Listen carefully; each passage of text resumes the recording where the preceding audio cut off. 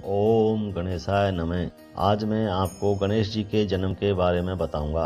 और गणेश जन्म की कथा आप सभी गणेश भक्त जानते हैं, लेकिन मैं आपको बताने जा रहा हूं कि गणेश जी का जन्म क्यों हुआ। तो जानते हैं इस घटना के बारे में।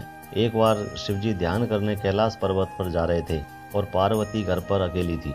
तो पार्वती ने नंदी से कहा कि आप घर पर ही रहें, लेकिन नंदी ने कहा कि मैं भगवान महादेव को अकेला नहीं छोड़ सकता और मैं महादेव के साथ जाऊंगा।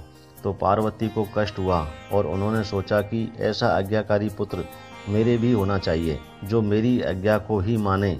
महादेव और नंदी के जाने के बाद पार्वती जी अकेली थी और उन्होंने स्नान करने की सोची, लेकिन अकेलेपन के कारण स्नान नहीं किया और अपने शरीर के मेल व उपटन से एक मूर्ति बनाई और अपने तप से उसमें जान डाल दी और गणेश नाम रखा।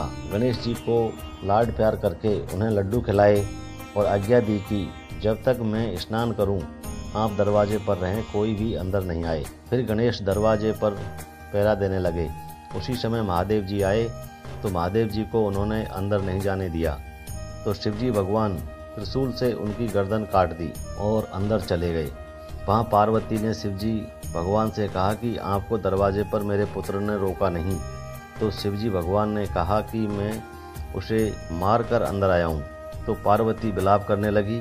विलाप देखकर महादेव ने गरुड़ जी से कहा कि तुम ऐसी गर्दन काट के लाओ जिसकी माँ पीठ करके सो रही हो। तो ऐसा मिलना मुश्किल था, लेकिन हथनी का शरीर भारी होने के कारण अपने बच्चे की और पीठ करके सो रही होती है, इसलिए उस बच्चे की गर्दन काटकर गरुड़ जी लाए, जिसको शिवजी भगवान ने गणेश के लगा दिया और उनका नाम गजानन हुआ।